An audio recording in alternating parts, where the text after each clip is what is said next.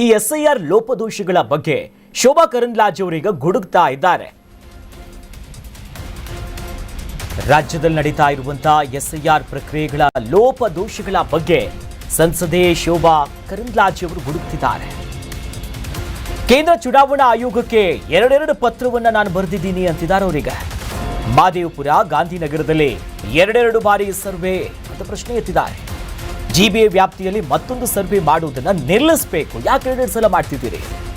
ಜೊತೆಯಲ್ಲಿ ಕೆಲ ಲೋಪದೋಷಗಳು ಆಗ್ತಾ ಇದೆ, ಸರ್ವೆಗಳು ಸರಿಯಾಗಿ ನಡೀತಾ ಇಲ್ಲ, ಕೆಲವು ತಮ್ಮದೇ ಇಚ್ಛಾ ವಿಚಾರದಲ್ಲಿ ನಡೀತಾ ಇದೀವಿ, ಯಾವುದು ಸರಿ ಇಲ್ಲ ಅನ್ನೋ ನಿಟ್ಟಿನಲ್ಲೇನೆ ನಾನು ಪತ್ರವನ್ನ ಬರೆದಿದ್ದೀನಿ.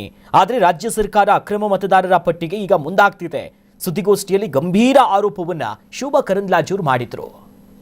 ಇವತ್ತು ಶಾದಿ ಮಹಲಲ್ಲಿ, ಕಲ್ಯಾಣ ಮಂಟಪದಲ್ಲಿ, ಮಸೀದಿಗಳಲ್ಲಿ ಎಸ್ಐಆರ್ ನಡೀತಿದೆಯಲ್ಲ, ಇಷ್ಟೊಂದು ದೊಡ್ಡ ಸಂಖ್ಯೆಯಲ್ಲಿ ಕೂತ್ಕೊಂಡು ನೀವು ಮಾಡ್ತಾ ಇದ್ದೀರಲ್ಲ,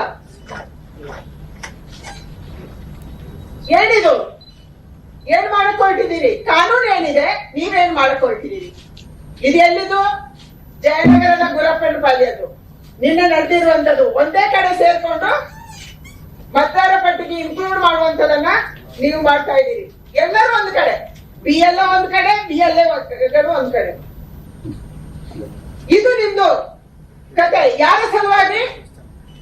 ಕೇವಲ ಅಲ್ಪಸಂಖ್ಯಾತರನ್ನ ಮತದಾರ ಪಟ್ಟಿಗೆ ಸೇರಿಸುವುದಕ್ಕಾಗಿ.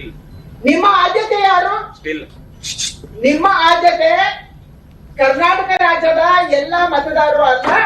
ನಿಮ್ಮ ಆದ್ಯತೆ ಇರುವಂತದ್ದು ಕರ್ನಾಟಕ ರಾಜ್ಯದ ಕೇವಲ ಅಲ್ಪಸಂಖ್ಯಾತರು ಯಾರು ಮಸೀದಿಯಲ್ಲಿ ಮತದಾರ ಪಟ್ಟಿಗೆ ಸೇರ್ಪಡೆ ಮಾಡ್ತಾರೆ ಅವ್ರು ಮಾತ್ರ.